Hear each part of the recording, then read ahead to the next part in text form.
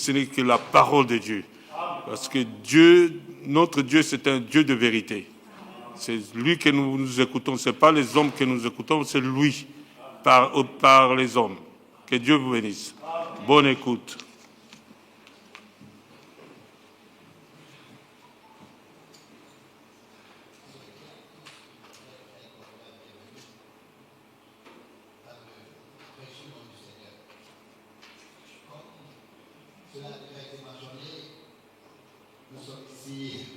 Aujourd'hui, en provenance de plusieurs peuples et langues, nous aimerions que le plus grand nombre possible de personnes entendent la parole du Seigneur.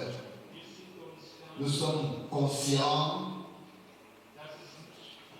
que ce ne sont pas les masses qui entendent ou croient la parole du Seigneur, mais des individus qui sont appelés à sortir en toute simplicité.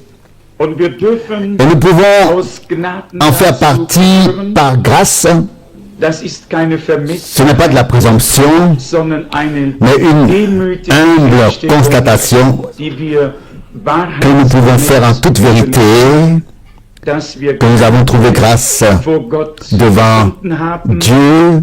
Et selon la parole que Moïse a prononcée devant Dieu,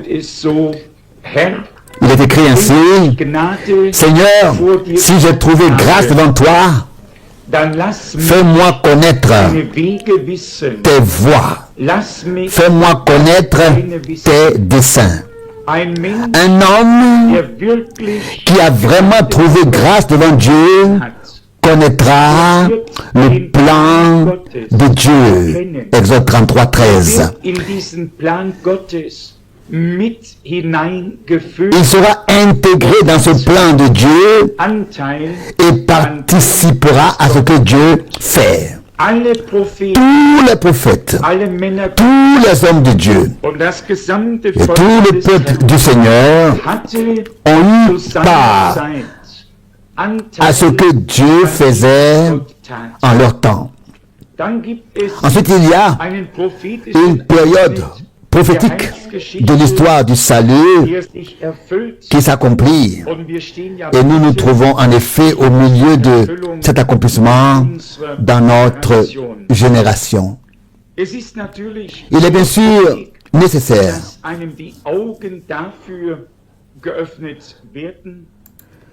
que à chacun les yeux soient ouverts à ce sujet, et cela ne peut pas être enseigné ou appris par l'un ou l'autre. Cela doit revenir de Dieu. Dans les séminaires, on enseigne des choses conventionnelles, mais les Saintes Écritures disent dans le prophète Ésaïe 54, verset 13, ils seront enseignés par Dieu. Et c'est ce que nous voulons. Nous voulons une compréhension et une vue d'ensemble divine dans son plan pour l'humanité,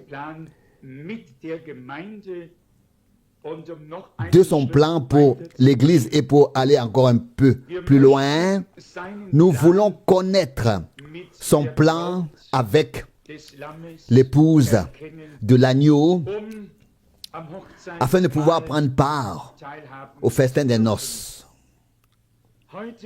Aujourd'hui, nous allons nous pencher sur ce thème qui appartient en effet spécifiquement à ces 2 jours.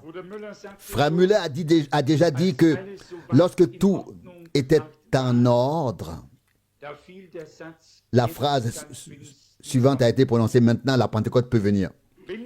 Si nous regardons dans les Saintes Écritures, toutes les promesses de Dieu sont oui et amen.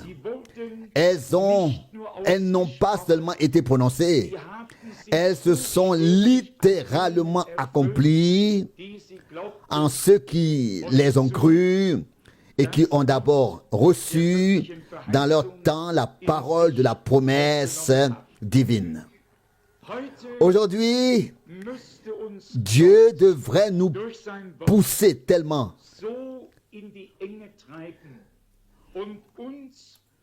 dans nos retranchements par sa parole et nous faire comprendre la nécessité de cette expérience, d'être véritablement remplis du Saint-Esprit, que nous arriverions devant la face de Dieu avec le cri de détresse de notre âme et qu'il ne pourrait faire autrement que de nous accorder ce qu'il a promis depuis longtemps. Et je suis certain que nous sommes venus avec un cœur qui désire. Et si nous croyons encore que Jésus-Christ est toujours le même aujourd'hui, et comme Jean l'a dit de lui, moi je vous baptise d'eau pour la repentance, mais celui qui vient après moi vous baptisera d'Esprit Saint et de feu. Cette expérience divine fait partie intégrante du fait de devenir croyant. C'est la réponse divine de notre acceptation par Jésus-Christ notre Seigneur. C'est son témoignage qui nous a acceptés. Les personnes qui deviennent croyantes se font baptiser parce qu'elles sont devenues croyantes. Mais ensuite, Dieu donne la réponse à l'homme. L'une est la réponse de l'homme qui est venu à la foi envers Dieu. Et par le baptême de foi, il conclut une alliance de bonne conscience avec Dieu. C'est la réponse d'un homme devenu croyant envers Dieu. Et puis ensuite vient la réponse de Dieu à cet homme devenu croyant. La première est le baptême d'eau, l'autre est le baptême d'esprit. Nous allons lire quelques passages bibliques aujourd'hui. Et s'il vous plaît, ne nous crispons pas, mais ouvrons-nous devant Dieu dans la foi et la confiance totale, que nous n'avons pas besoin d'escalader le ciel pour faire descendre quelque chose. Nous devons en prendre conscience. La Pentecôte est un fait de l'histoire du salut, tout comme Golgotha et l'ascension, la montée au ciel du Seigneur sont des faits de l'histoire du salut. Christ est né, il a souffert, il est mort, il est ressuscité le troisième jour, il est monté au ciel et le Saint-Esprit a été ensuite répandu. Il ne sera pas répandu aujourd'hui ou demain. Il a été déjà répandu. Il est déjà répandu. Et quiconque vient à Dieu et accepte par la foi réellement la rédemption par le sang de l'agneau peut avoir part au Saint-Esprit. J'aimerais évoquer très brièvement la Pentecôte dans l'Ancien Testament qui constitue la base de tout ce qui se passe dans le Nouveau Testament à partir de Lévitique 23.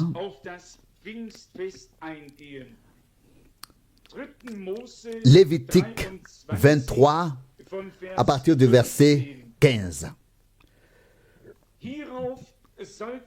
Lévitique 23, verset 15. Depuis le lendemain du sabbat, depuis le jour où vous aurez offert la gerbe, vous compterez 7 semaines. Ce seront des semaines entières. Verset 16.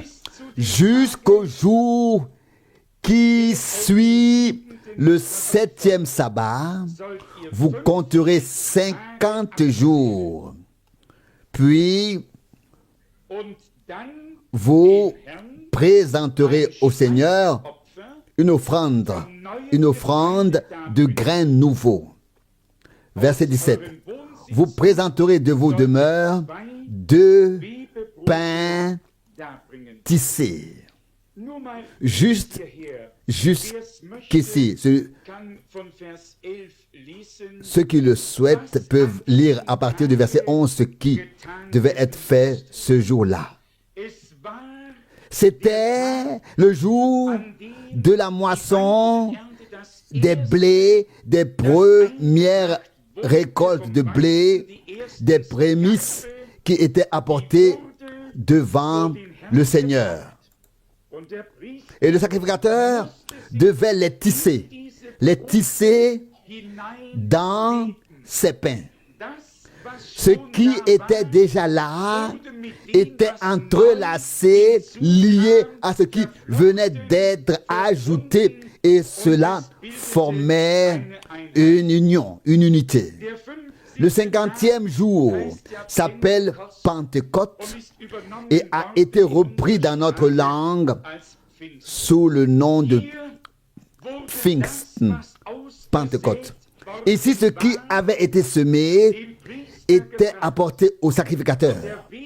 Et il tissa les prémices de la gerbe devant le Seigneur, les prémices du champ, de la moisson. Notre Seigneur dit, la moisson est mûre, peu nombreux sont les ouvriers. Matthieu 9, 37, il se désigne lui-même comme le grain de blé qui devait tomber en terre pour ne pas rester seul, puis mourir et sortir pour porter beaucoup de fruits. Jean 12, 24. Donc, au fond, Dieu a déjà tout ordonné de manière miraculeuse. Les prémices ne sont pas une masse agglomérée comme ça, mis ensemble, mais forment le corps du Seigneur, sont entrelacés et reliés entre elles par Jésus-Christ, la tête, le chef de l'Église. Et si nous faisons partie des prémices, du troupeau des prémices, nous trouverons alors notre place dans le corps de Jésus-Christ, dans l'Église du Dieu vivant par grâce. Voici juste l'exemple ici. Vous savez d'abord la fête des pains sans pâte acidifiée, sans levain, la gerbe des prémices, la fête de la Pentecôte, le tissage a eu lieu et ainsi de suite. Puis vient le grand jour de réconciliation, des expiations. Vous pouvez le lire également au chapitre 23, verset 26, Lévitique 23, verset 26. Donc, dans ce texte, je me suis surtout intéressé au fait que les prémices, les premiers fruits, ont été tissés les unes dans les autres devant Dieu, devant la face de Dieu. Devant la face de Dieu. Ce qui se trouvait auparavant dans le champ sans forme, de tiges, isolées, était soudain rassemblé, récolté, réunis et liés ensemble, et cela devant la face de Dieu, liés ensemble. Et l'un était aussi bien que l'autre. Entre les épis, il n'y avait pas de différence. Du premier au dernier, tout était pareil. Et c'est ainsi que nous sommes en tant qu'enfants de Dieu, ni plus ni moins. Nous sommes tous égaux devant le Seigneur, devant Dieu le Seigneur. Il nous a sauvés, nous a appelés et réunis pour que nous puissions former les prémices, les premiers fruits de la grâce. Ce n'est pas un hasard, c'est Dieu qui l'a voulu ainsi. Venons-en aux passages bibliques qui décrivent plus précisément ce jour, le jour de la Pentecôte dans les Saintes Écritures.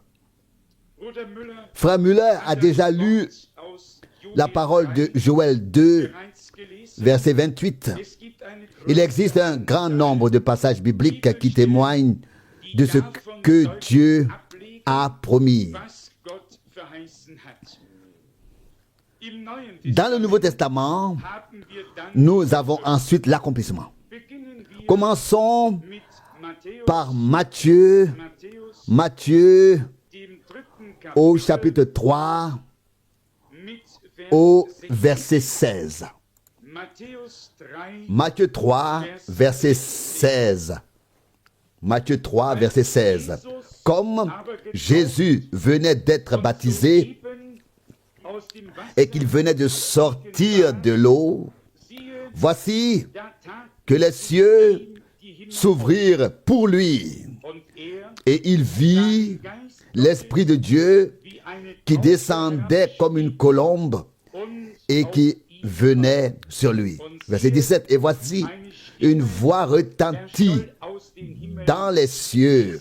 Celui-ci est mon fils bien-aimé en qui j'ai mis toute mon affection. Cela a déjà été mentionné plus tôt que la réponse divine doit venir. Jésus, notre Seigneur, qui a été pour nous un modèle et un exemple en toutes choses, a dit, il nous convient donc d'accomplir toute justice. Matthieu 3, 15. Il s'est fait donc baptiser. Et au moment où il se faisait baptiser, les cieux se sont ouverts et l'Esprit de Dieu est descendu. Jésus-Christ est le premier-né d'une multitude de frères. Romains 8, 29. Lui le Fils de Dieu et nous sommes les fils de Dieu. De même qu'en Adam tous meurent, de même en Christ tous sont rendus à la vie. 1 Corinthiens 15, 22. L'une est la vie terrestre, mais nous sommes en effet nés dans ce monde pour y mourir. Tout le monde le sait. Tous ceux qui sont venus ici ont dû repartir. Et puis il y a des gens sur terre qui ont compris que la mort n'est pas la fin, mais qu'il y avait quelqu'un qui avait le pouvoir et la puissance sur la mort et le diable. Il est venu dans notre chair terrestre, accomplissant ainsi la réconciliation et la rédemption, nous arrachant à la mort éternelle et nous offrant la vie éternelle par grâce. C'est Jésus, notre Seigneur. C'est lui sur qui les cieux se sont ouverts. Je suis tellement reconnaissant. Que ce ne soit ni Moïse, ni Josué, que ce ne soit pas un homme, ni un prophète, mais celui qui pouvait dire dans Jean 3, verset 13, le Fils de l'homme qui est dans le ciel.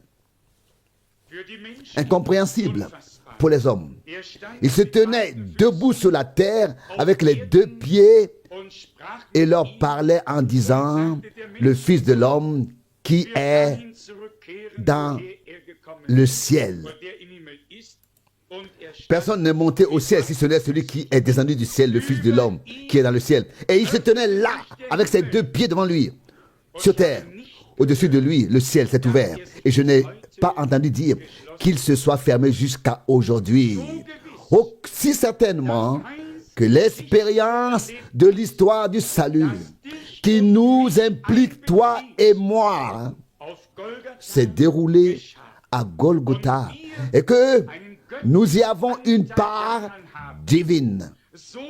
Nous avons la part divine.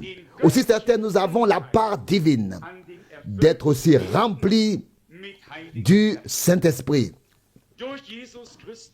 Tout est arrivé par Jésus-Christ. La rédemption, le pardon, le salut total. Mais c'est aussi à cause de lui que les cieux se sont ouverts et que l'Esprit est descendu. Nous verrons plus tard que le même Saint-Esprit est descendu sur l'Église. Lisons les paroles des Actes des Apôtres Actes, chapitre 1, verset 8, et ensuite chapitre 2 du verset 1. Actes des Apôtres, chapitre 1, verset 8. Mais vous recevrez, oui, le verset 8. Mais vous recevrez de la puissance quand le Saint-Esprit viendra sur vous. Et vous serez témoins pour moi à Jérusalem, dans toute la Judée et la Samarie et jusqu'aux extrémités de la terre. Revêtus de la puissance du Saint-Esprit.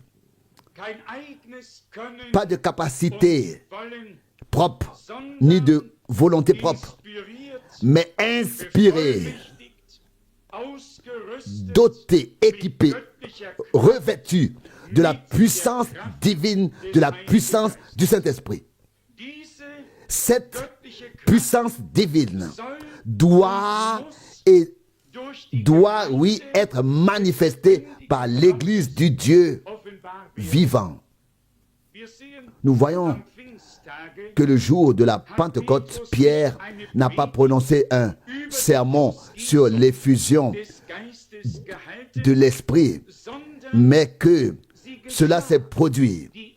L'effusion s'est produite. J'aimerais ne pas avoir à prononcer une prédication aujourd'hui sur la Pentecôte, ou bien avoir besoin de le faire. Non, je souhaiterais pour moi et pour nous tous que la Pentecôte devienne aujourd'hui une réalité divine dans ta vie et dans ma vie et dans mon cœur et dans ton cœur. Nous avons entendu de nombreuses prédications à ce sujet. Et la foi vient en effet de la prédication. Mais la foi qui vient de la prédication de la parole doit entraîner la promesse que nous avons entendue et la mener à son accomplissement. Du verset 16, il est dit ici que Pierre donne l'explication et dit, verset 16, Actes des Apôtres 1, verset 16. Non, ici s'accomplit la promesse du prophète Joël. Dans les derniers jours, verset 17, Actes des Apôtres 1, verset 17, dit Dieu, je répandrai de mon esprit sur toute chair, et vos fils et vos filles prophétiseront, vos jeunes gens auront des visions, et vos vieillards recevront des révélations en songe.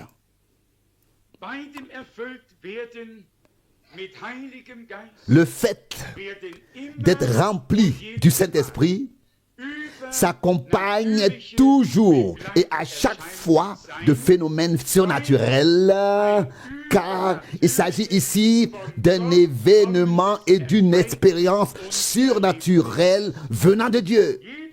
Toute expérience dans le domaine naturel est explicable.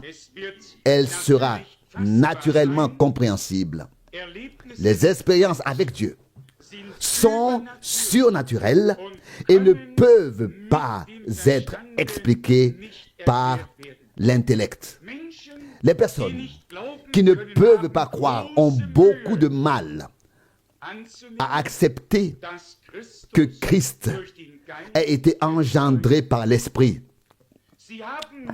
Ils n'ont qu'un sourire pour nous qui pouvons croire cela si naïvement lorsqu'il est écrit « L'Esprit Saint viendra sur toi » Luc 1,35 « et la puissance du Très-Haut te couvrira de son ombre ». La grande masse pense en elle-même. Ils sont assez stupides pour croire à une telle chose. Croire en ce que Dieu a dit, la foi en ce que Dieu a dit n'est une folie que pour ceux qui périssent. Pour ceux qui sont sauvés, Cette foi divine est une puissance de Dieu. 1 Corinthiens 1, 18. Et c'est ainsi que nous avons expérimenté Dieu. Pas seulement comme une théorie, mais comme une puissance de Dieu. Pensez-vous qu'il me soit difficile de croire que le même Dieu qui a parlé à l'univers à partir du néant pour lui donner l'existence et qui le laisse se dérouler dans une merveilleuse harmonie jusqu'à aujourd'hui, croyez-vous que ce même Dieu ne serait pas assez puissant pour rendre sa parole prononcée vivante par son esprit afin d'accomplir sa promesse? Avec Dieu, toutes choses sont possibles. Et il est inutile de se creuser la tête à ce sujet. L'important, c'est que nous puissions croire de tout notre cœur. Et je pense que c'est ce qu'implique le terme croyant. Celui qui ne peut pas croire, qui ne peut pas croire tout ce que Dieu nous dit dans sa parole, n'est pas croyant en fait aux yeux de Dieu. Car celui qui ne croit pas Dieu le fait menteur. C'est écrit, 1 Jean 5, 10. Et comment pouvons-nous dire que Dieu est véridique, est véritable, est vrai, d'une part, et avoir de la peine ensuite à croire ce qu'il a dit, d'autre part? Quand il a dit, Genèse 1, 11, que la terre produise toute plante, et ainsi de suite, cela s'est produit, cela se produisit. Quand il a dit, Genèse 1, 14, que le soleil brille en plein jour, il en fut ainsi, et il en est de même jusqu'aujourd'hui. Quand il a dit, Genèse 1, 16, que la lune et les étoiles brillent la nuit, cela s'est produit. Quoi que Dieu ait dit, cela s'est produit. Il n'a pas eu besoin de quelqu'un pour l'aider à exécuter sa parole, son plan et sa volonté. Mais s'il s'agit de vivre nos promesses personnelles avec Dieu et de recevoir ce qu'il nous a promis, alors nous devons nous asseoir sous la proclamation de la parole avec la même attitude que Marie à l'époque. Elle a dit, Luc 1, 38, qu'il me soit fait selon ta parole. Et il en fut ainsi. Qu'il me soit fait comme tu l'as dit.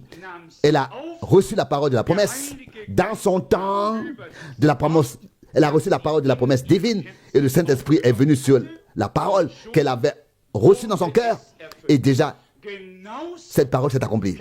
Il peut en être de même cet après-midi dans cette salle. Nous recevons la parole de la promesse divine qui nous a été adressée sans aucun retranchement. Et nous disons avec foi, Seigneur, qu'il me soit fait aujourd'hui comme tu l'as dit. Aujourd'hui, tu me baptiseras de ton Saint-Esprit et de ton feu divin.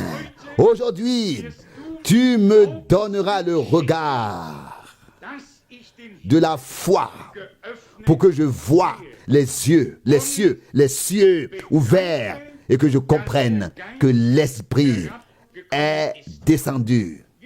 Nous voyons ici les effets et l'expression dans les derniers jours. Vous savez que Dieu a une chronologie. Chez lui, un jour est comme nos 1000 ans, 2 Pierre 3, 8. Donc, il se réfère ici aux 2 derniers jours, aux 2 derniers millénaires, avant que le 7e jour, donc le dernier millénaire, le 7e millénaire, comme le royaume de 1000 ans commence. Le règne de 1000 ans commence, le millénium. Donc, ces derniers jours durent depuis la première venue du Christ jusqu'à son retour, qui est maintenant très proche. Et ce que nos frères ont vécu avec Dieu au commencement, il nous revient de le vivre aussi aujourd'hui. Cette promesse nous appartient, mais nous devons croire, comme l'Écriture l'a dit. L'ensemble du livre des Actes des Apôtres est la preuve vivante que partout où l'Évangile a été annoncé et où des hommes sont devenus croyants et se sont fait baptiser, Dieu n'a pas été en reste dans sa réponse. Dieu n'est pas resté sans donner de réponse, mais que les croyants ont aussi été remplis du Saint-Esprit.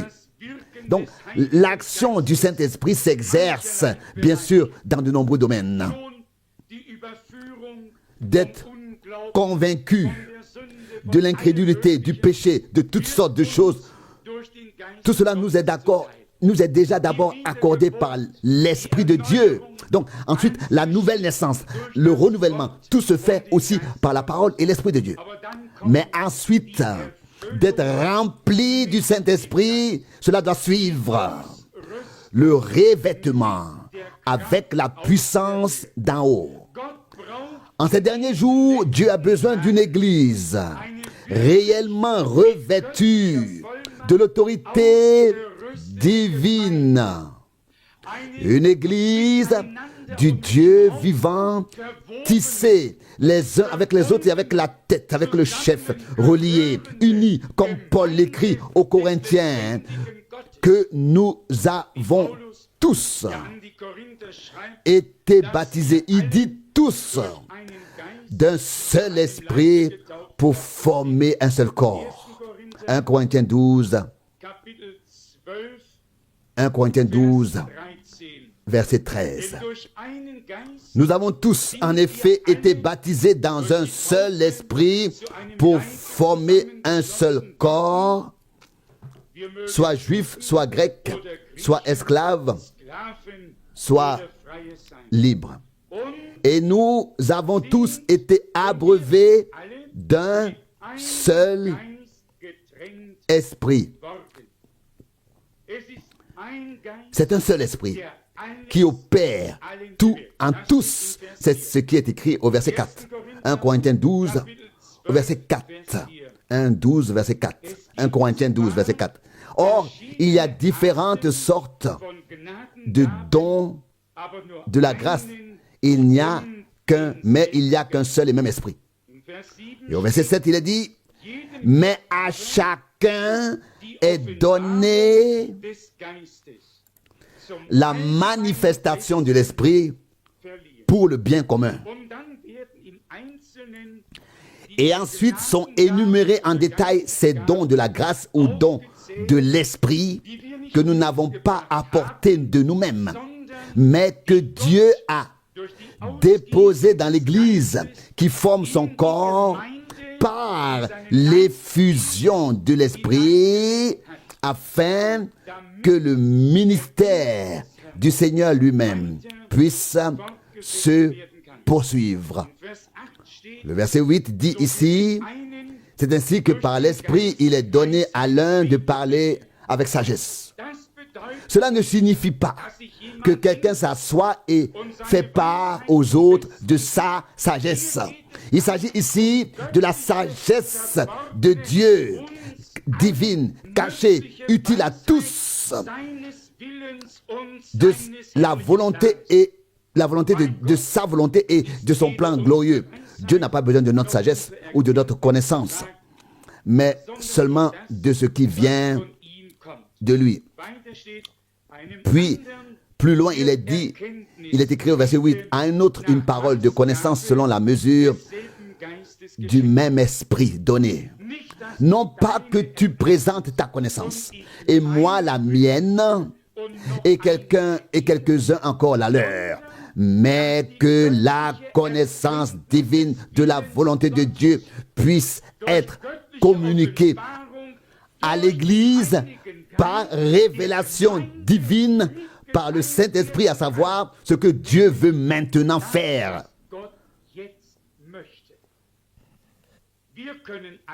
ce que Dieu veut maintenant. Nous pouvons tous regarder en arrière à voir ce que Dieu a fait il y a 2 ou 4 000 ans. Et ceux qui connaissent très bien ou qui sont familiers avec le ministère de Frère Branham savent aussi ce que Dieu a déjà fait dans cette génération.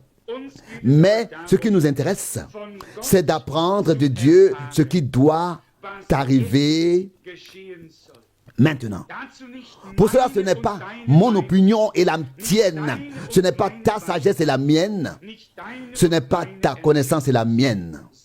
Mais c'est par l'Esprit de Dieu que les promesses nous sont montrées en parole.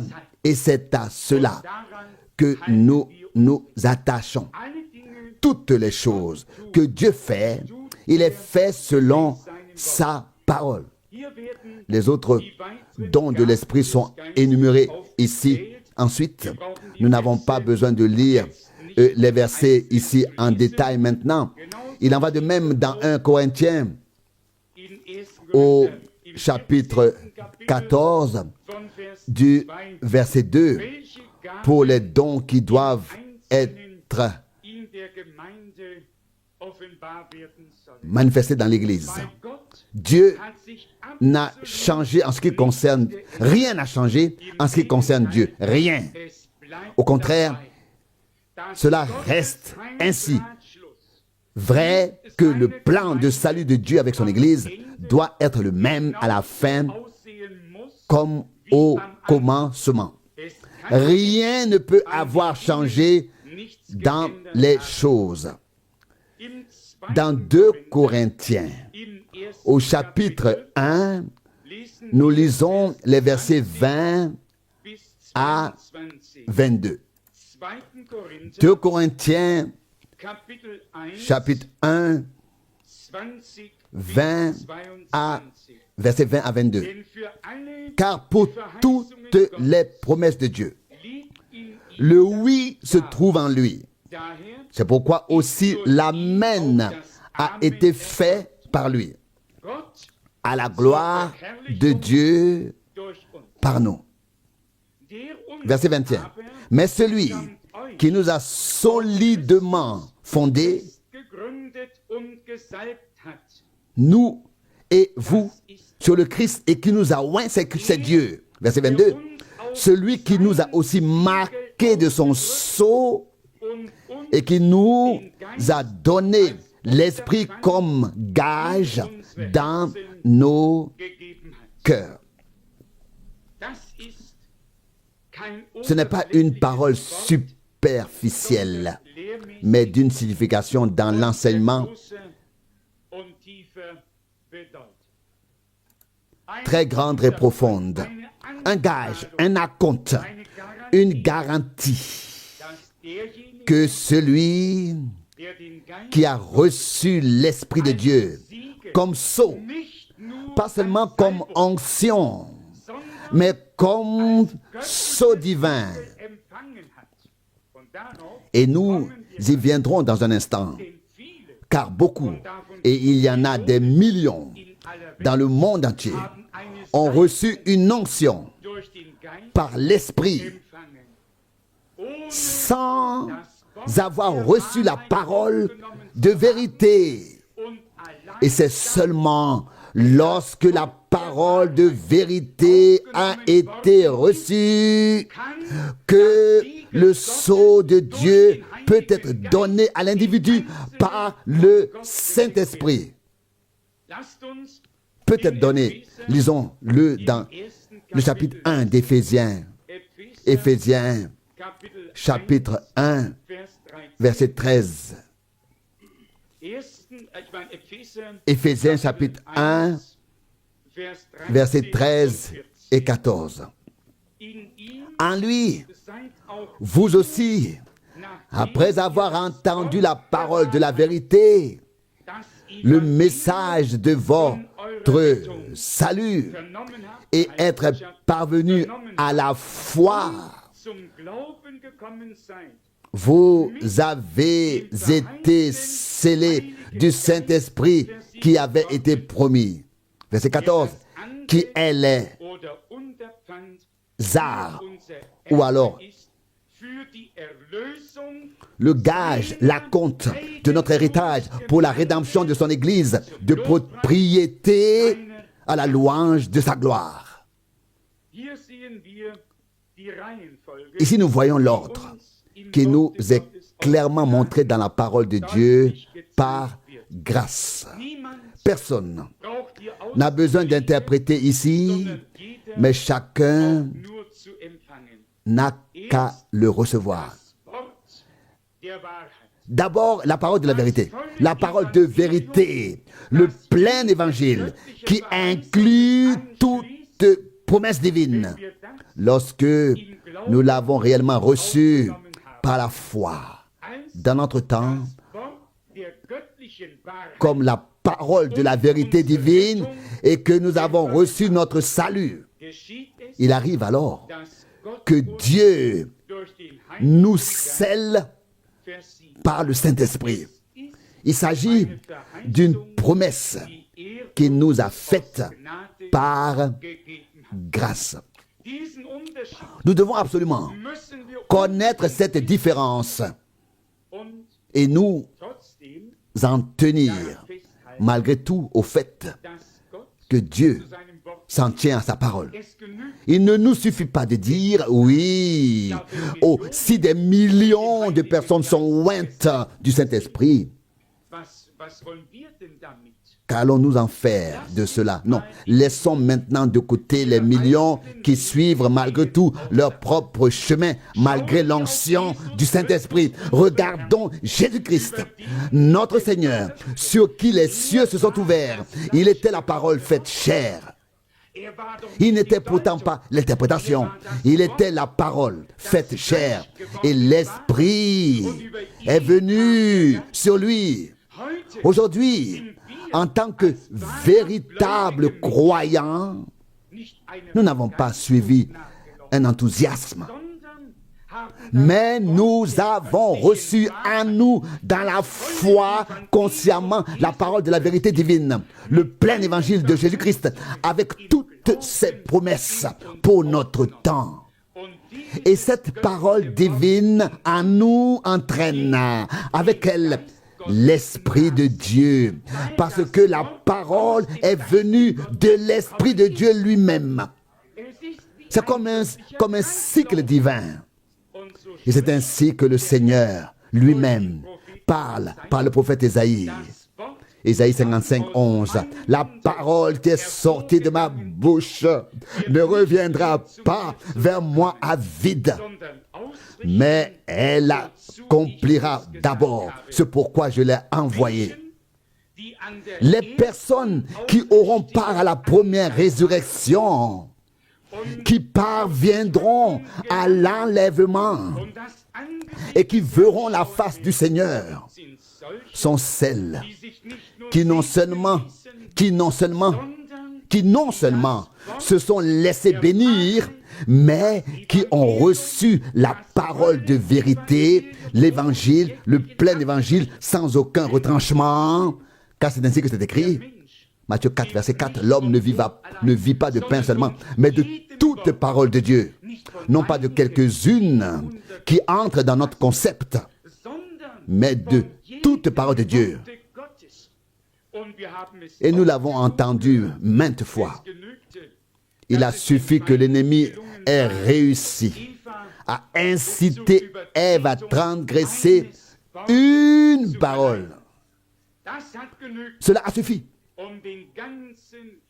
pour que toute la chute se réalise. Mais ensuite est venu Christ, qui par son obéissance, en tant que la parole faite chair, est devenu l'auteur du salut pour tous ceux qui lui obéissent et se laissent sanctifier dans la vérité de la parole de Dieu.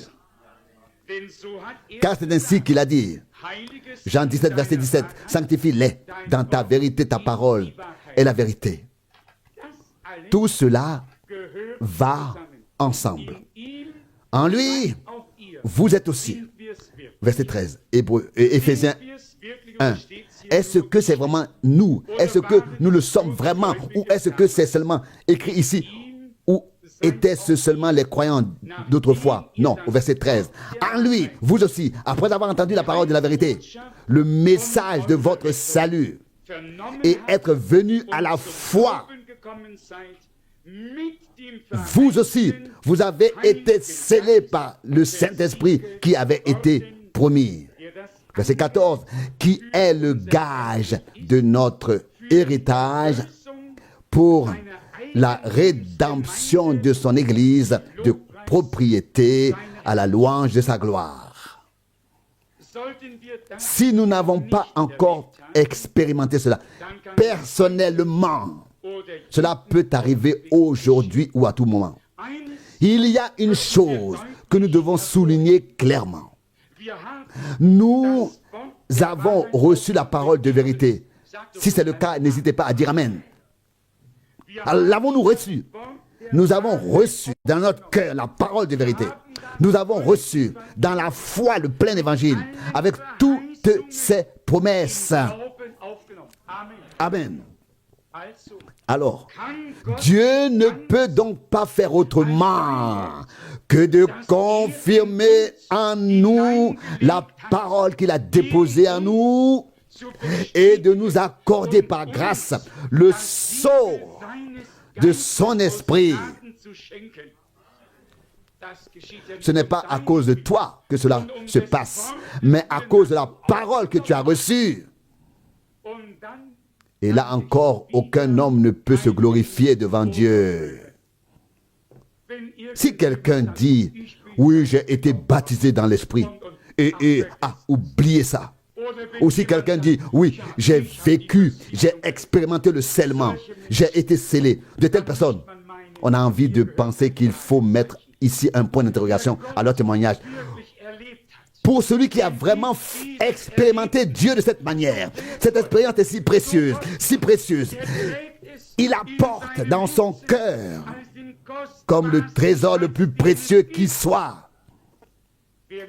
Car celui qui a les choses ainsi dans la bouche ne les aura pas autant dans son cœur. Et celui qui les a au plus profond de son cœur ne les aura pas autant dans sa bouche. C'est une sagesse très ancienne qui ne commence pas seulement aujourd'hui. Cet Esprit de Dieu vient sur tous ceux qui sont réellement nés de nouveau par la semence incorruptible de la parole de Dieu pour une espérance vivante et qui ont reçu en eux l'évangile avec tout ce qui est écrit. Avec tout ce qui y est écrit. En Éphésiens, au chapitre 4, le verset 30 contient l'avertissement qui est ensuite adressé à ceux qui ont fait cette expérience. C'est adressé à ceux qui ont fait cette expérience du scellement. Éphésiens 4, verset 30. N'affligez pas le Saint-Esprit de Dieu, par lequel vous avez été scellés pour le jour de la rédemption. Verset 31. Que toute irritation, toute colère et toute fureur, toute rancœur et toute injure soient ôtées du milieu de vous. Et en général, toute espèce de méchanceté. Montrez-vous, verset 32, plutôt bons et cordiaux les uns envers les autres. Et pardonnez-vous les uns aux autres comme Dieu vous a pardonné en Christ. Cela fait partie de cela. Celui qui a reçu le pardon peut le transmettre. Peut le transmettre. Il peut le transmettre dans toute sa mesure. Et il peut pardonner. Oui, il peut pardonner. Celui qui ne peut pas pardonner n'a pas reçu le pardon. Celui qui l'a reçu peut le transmettre. Celui qui a fait l'expérience de la réconciliation avec Dieu, il peut transmettre cette réconciliation car il a reçu. Il a été réconcilié. Il n'y a plus de rancœur, plus d'amertume, plus d'irritation.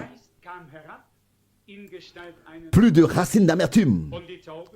L'Esprit est descendu sous la forme d'une colombe. Et la colombe, nous la savons, nous le savons tous, n'a pas de bile.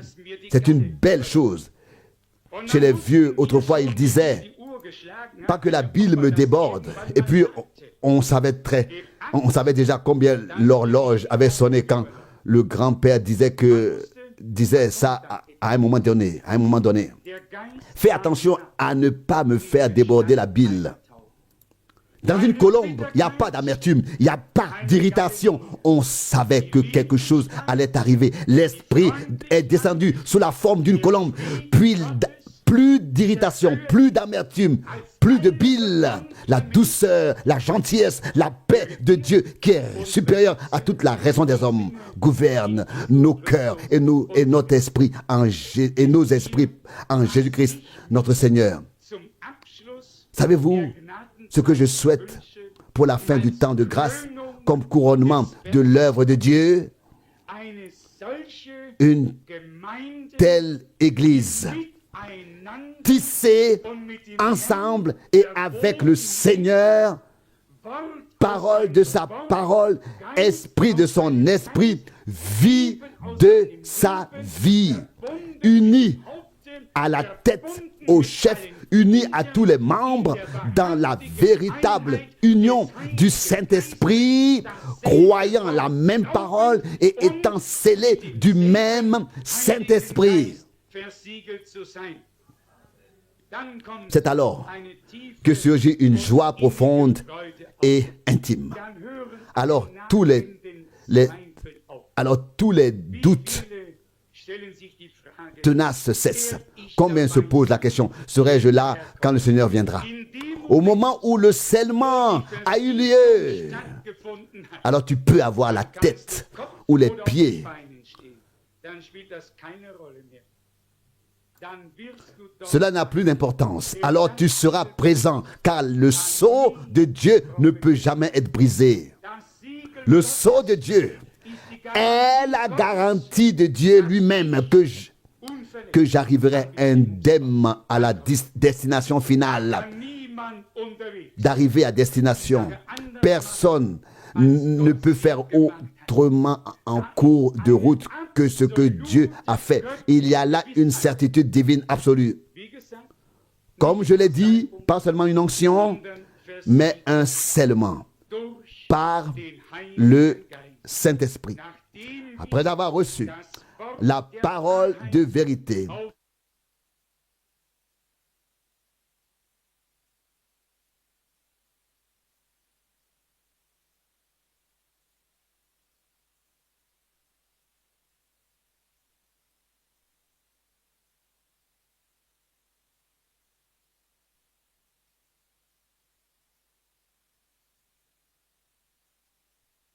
nous sommes à l'heure auquel nous devons tous partir pour encore aller réécouter. Ce soir, il y aura encore une transmission. Nous suivrons. Nous pouvons nous mettre debout, s'il vous plaît. Prions selon la parole que nous avons entendue. Celui qui n'a pas encore reçu le Saint-Esprit, c'est le moment. Le ciel est ouvert. C'est le Seigneur qui nous baptise du Saint-Esprit. Ce n'est pas un homme qui nous baptise, mais c'est lui seul qui le fait. Il est le cep, nous sommes les sarments. Ce n'est pas les cèpes qui portent des fruits, mais c'est les sarments. Nous sommes les sarments, nous devons porter ce fruit. Nous ne pouvons pas dire aux gens que nous sommes baptisés du Saint-Esprit si nous ne vivons pas la vie de l'Esprit. Tous ceux-là qui sont fils de Dieu, donc, ils marchent par l'Esprit. Sans moi, a dit le Seigneur, sans moi, vous ne pouvez rien faire. Prions tous ensemble. Dieu de gloire, nous venons à toi encore, Seigneur, ce soir, pour te dire merci pour ta parole de vérité. Nous ne voulons pas nous arrêter à écouter cette vérité, qu'elle soit inscrite dans notre cœur, dans notre âme, que tu puisses les graver, car c'est en écoutant la parole de la vérité que tu viendras baptiser du Saint-Esprit. Seigneur, toi, tu ne baptises pas de fausses doctrines en nous, mais tu veux, Seigneur, sceller la vérité que tu as placée en nous, cette vérité de l'Esprit. Cet esprit, Seigneur, que ton Saint-Esprit puisse nous conduire dans toute la vérité. Tu as dit, sanctifie-les par ta vérité, ta parole est la vérité. Maintenant que nous voulons sortir de ces lieux, sois avec chacun de nous. Permets que, Seigneur, nous puissions nous souvenir de toutes ces paroles, que nous puissions la vivre. Louange, gloire, honneur en ton Seigneur. Nous savons que nous ne quitterons pas cette terre sans, Seigneur, sans avoir reçu ton esprit. Merci, Seigneur. C'est toi qui conduis toutes choses. Maintenant, sois loué, sois exalté à jamais. Au nom de Jésus-Christ. Mon frère, Amen. Mon frère Stéphane vient congédier avec quelques mots, tout simplement. Sinon, on se verra vendredi, encore à 18h, en ce lieu pour la prière. Prions. Seigneur notre Dieu, merci pour cette parole combien merveilleuse qui nous a fortifiés encore en cette soirée, Seigneur. Oh grand Dieu, nous repartons bénis, ayant l'assurance, Seigneur de gloire, que toi qui as donné cette parole, tu viendras certainement, Seigneur, combler, Seigneur de gloire, tout ce que, Seigneur de gloire, tu as mis en nous. Nous sommes dans l'attente, Seigneur, de ce que toi-même tu dois accomplir. Merci de nous avoir accordé la parole de l'heure révélée, Seigneur, et nous restons, Seigneur de gloire, dans la quiétude totale, Seigneur, en comptant que sur toi. Merci pour tous tes hauts et nombreux bienfaits. Bénis nos cœurs, bénis nos âmes, bénis tes serviteurs au sein de cette assemblée. Oh grand Dieu, pardonne, Seigneur de gloire, tout esprit qui nous critique, Seigneur. Nous te prions, oh grand Dieu, de pardonner nos frères qui sont dans l'erreur. Nous te prions, Seigneur, de les aider, de les relever, Père. Oh, merci bien, car, Seigneur, nous croyons de tout cœur que nous irons tous à l'enlèvement. C'est ainsi, Seigneur, nous devons nous pardonner les uns les autres. À toi seul la gloire, l'honneur, la louange. Garde-nous sur le chemin de retour. Au nom du Seigneur Jésus-Christ. Amen.